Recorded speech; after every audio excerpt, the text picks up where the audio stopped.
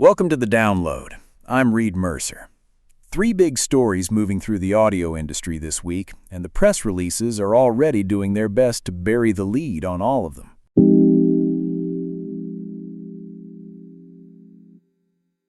We want to hear from you. Submit questions via the web form in the description or give us a call at 747-234-2678 and leave your question. Don't be shy. Our AI assistant makes it super easy.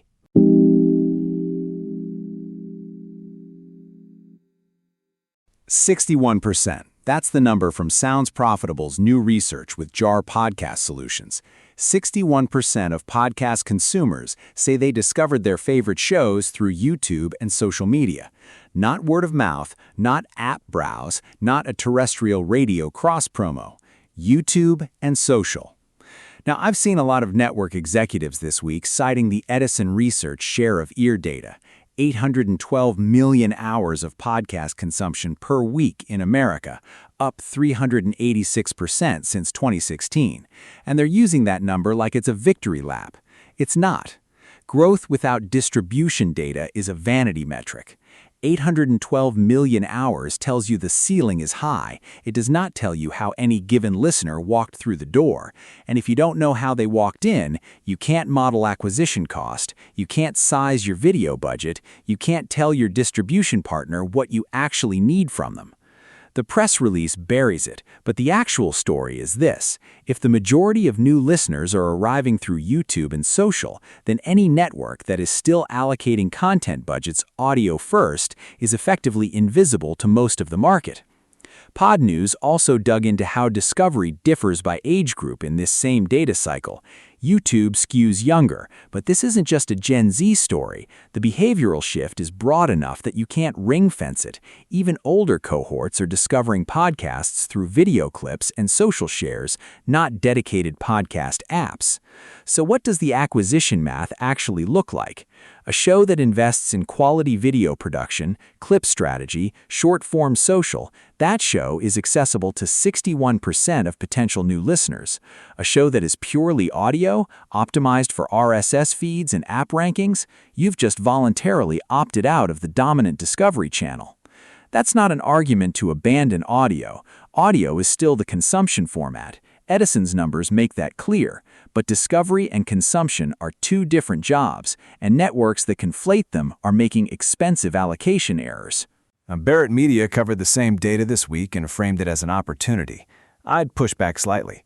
At this point, the opportunity window is closing. The question isn't whether to invest in video-first discovery, it's whether you're already too far behind the competitors who did. Which raises a pointed question. If YouTube is now the primary on-ramp for podcast audiences, what does that mean for the platforms that are trying to build their own on-ramps from scratch and spending serious money to do it?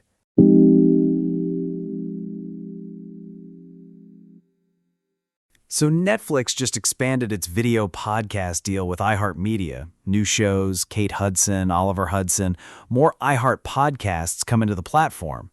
On paper, that reads as momentum. Read past the press release. Puck's Matthew Baloney, reported by Awful Announcing, said Netflix's video podcast engagement numbers are, quote, low.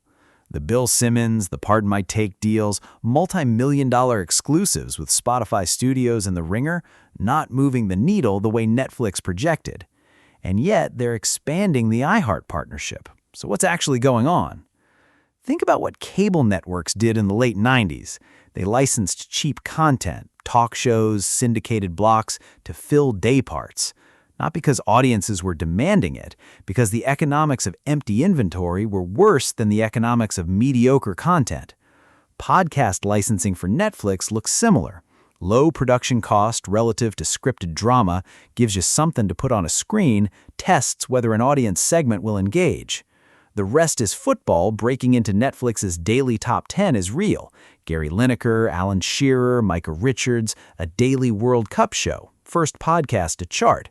But that's the exception, not evidence the model works broadly. One show cracking a top 10 during a World Cup is not a repeatable distribution thesis. Here's the unit economics question nobody's asking loudly enough. If engagement is low on the anchor deals, the Simmons, the PMT, What's the conversion argument for iHeart bringing Kate Hudson to Netflix? What metric is Netflix actually optimizing for? My read? Netflix isn't making a genuine audio play. They're using podcast content as low-cost inventory to probe audience segments they don't currently own. The Cumulus Media and Signal Hill Insights research, covered by Podcast News Daily, found 62% of weekly podcast consumers already know podcasts are available on Netflix, just 4 months in. That's brand awareness for Netflix, not a win for the podcast industry. Awareness without engagement is a marketing metric, not a business one. For podcast networks evaluating Netflix as a distribution partner, the cable daypart analogy should be clarifying.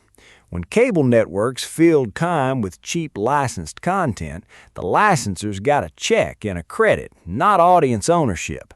The platform kept the relationship with the viewer. That dynamic hasn't changed.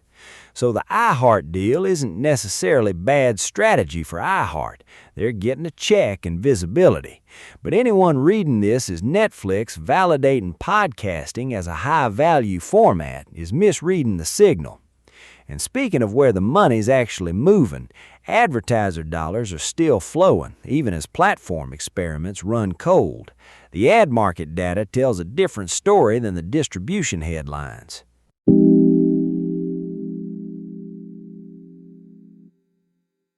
Platform experiments may be running cold, but advertiser dollars are still moving.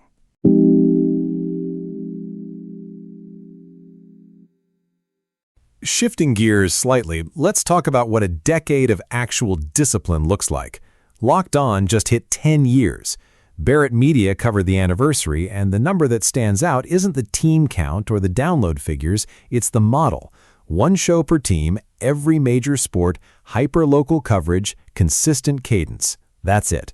No pivot to video-first strategy decks, no chasing trending formats, just relentless vertical depth in sports, compounding for 10 years. Most general interest networks look at that and nod approvingly. Then they go back to building horizontal content portfolios that are wide and shallow.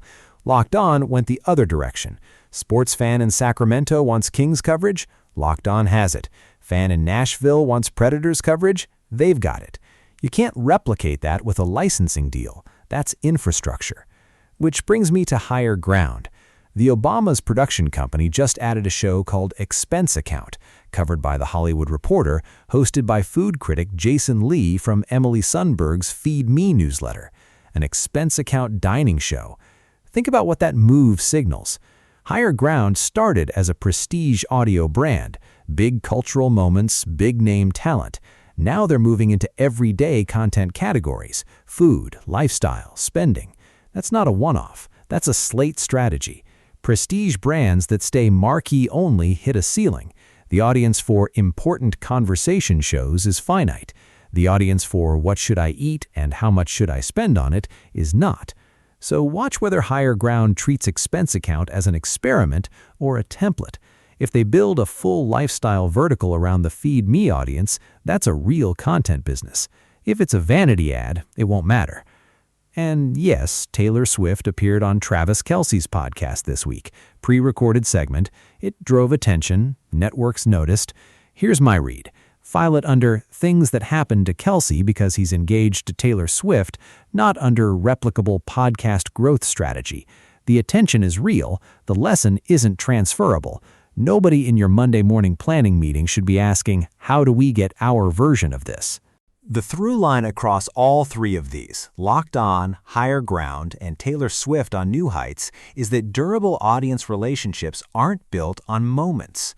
They're built on showing up with something specific, consistently, for years. Locked On just proved the math on that. Higher Ground is betting they can extend it.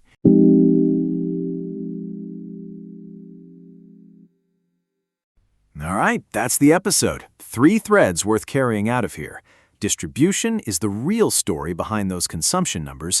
Netflix is running a cable daypart-fill play and calling it a podcast strategy, and the measurement arms race is moving faster than most networks' ad infrastructure can handle. The takeaway is simple. Whoever owns the discovery relationship owns the audience. If your network is still thinking audio first, you've already made a strategic choice about visibility. Thanks for spending time with the download today. If this landed, forward it to someone who needs to hear it. Your PD, your ad sales lead, whoever's still building for RSS feeds in 2026. Tips, feedback, all of it. The download at heymato.com. We'll be back with more signal, less noise. See you next time.